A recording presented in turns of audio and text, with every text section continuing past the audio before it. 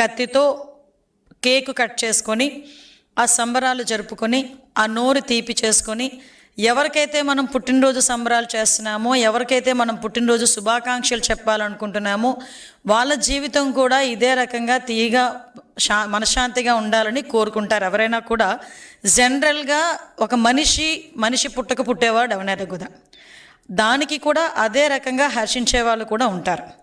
కానీ ఈ మధ్యకాలంలో అంటే ఒక సైకోతత్వం, ఒక ఉన్మాదత్వం, ఒక రాజకీయ ముసుగులో రౌడీయిజాన్ని ప్రేరేపించేటట్టుగా రౌడీయిజం చేస్తున్న నాయకులుగా ఈరోజు కొంతమంది వాళ్ళ నాయకుడు తాలూకా పుట్టినరోజులకి కేకులు కట్ చేసే కత్తి ఈ రకంగా ఉంటుందని నాకు ఈరోజే తెలిసిందండి.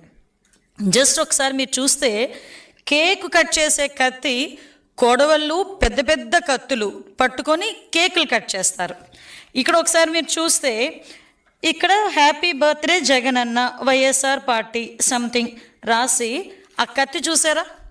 ఈ కత్తి ఒక్కసారి కేకు కట్ చేసుకునే కత్తి అండి. అది కేకు ఇలాంటి కత్తులతో చూసి కేక్ కట్ చేస్తూ ఒక రకంగా చేయటం ఒక ఎత్తు అయితే, తిరిగి అదే కత్తితో జంతు బలి చేసి ఒక మూగజీవాల ఉసురు తీసుకోవటమే కాకుండా దాన్ని బేస్ చేసుకొని ఇలా రక్తాన్ని తీసుకెళ్ళి వాళ్ళ నాయకుడు తాలూకా ఫ్లెక్సీలో ఫోటోలకి అభిషేకాలు చేసి రప్పారప్పమని నరుకుతాం, 2029లో ఇదే రిపీట్ అవుద్ది అని చెప్పి స్లోగన్లు ఇచ్చుకునే పరిస్థితి.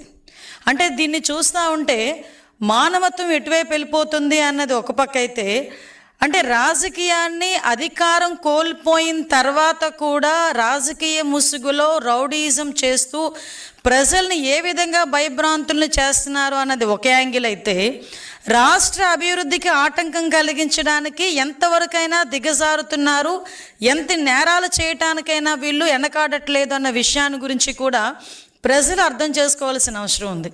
మీరు ఒకసారి చూస్తే, నేను జనరల్గా అందరూ కూడా మీ ఇంట్లో మీ పిల్లలవో లేకపోతే మీ తల్లిదండ్రులవో మీ అన్నదమ్ములవో మీరు జనరల్గా జన్మదిన సంబరాలు పుట్టినరోజు సంబరాలు ఎలా చేసుకుంటారో మనందరి దగ్గర వీడియోలు ఉంటాయి.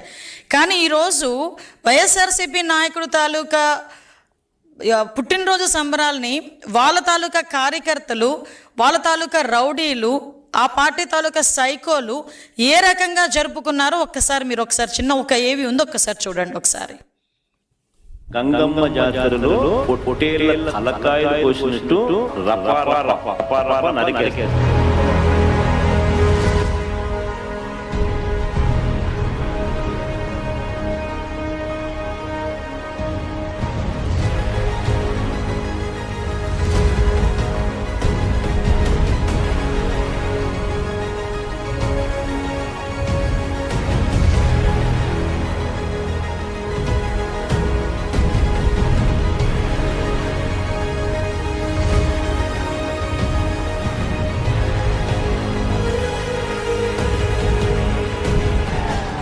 చూడండి, వెనకాతల వాళ్ళ నాయకుల తాలూకా ప్రోకింగ్ చూడండి ఒకసారి.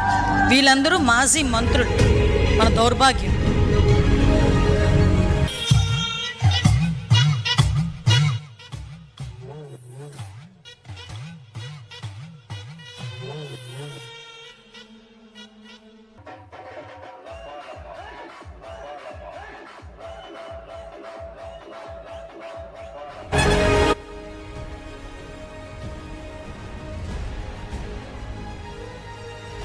గర్భిణీ మీద దాడి చూడండి, అందులో మాజీ మంత్రులు కూడా ఉన్నారు.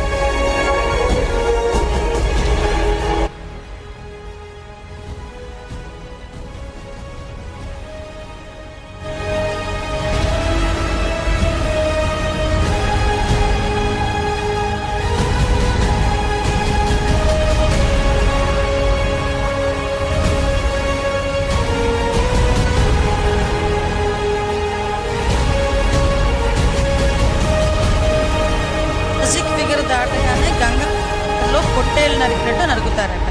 Captions, posters.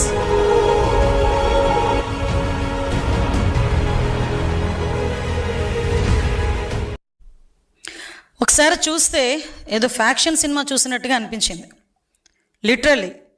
అంటే ఒకసారి ఇది చాలా మీకు ఇప్పుడు చూపించింది జస్ట్ ఏదో అంటారు కదా, ఒక చిన్న మచ్చు తునక మాత్రమే.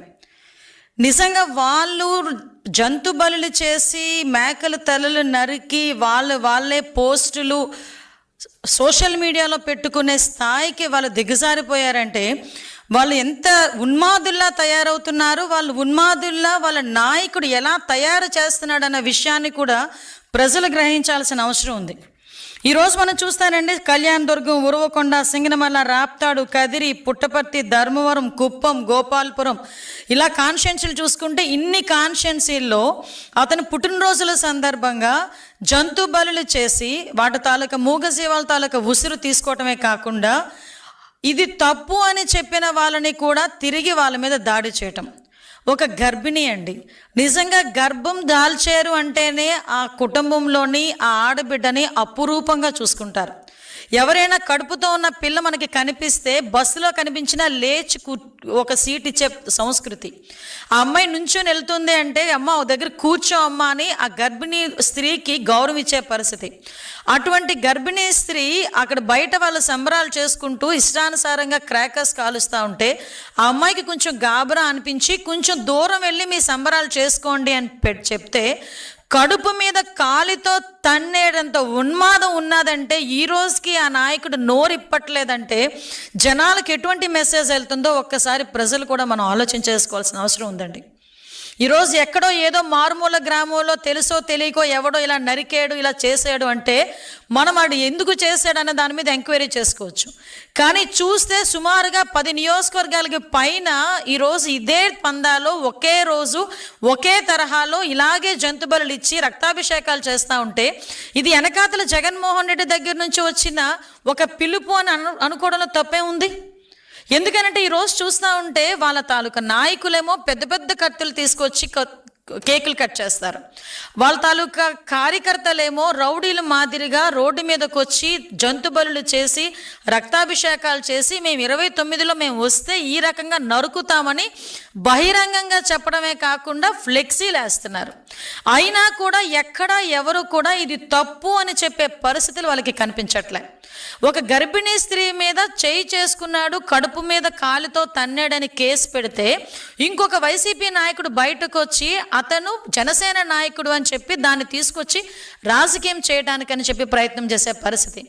నీ నాయకుడు తాలూకా సంబరాల్లో జనసేన నాయకుడు వచ్చి ఎందుకు క్రాకర్స్ కాలుస్తాడు? ఆ మాత్రం ఇంగితో నీకు లేకపోతే పోయింది కానీ జనాలకు లేదనుకుంటున్నారా?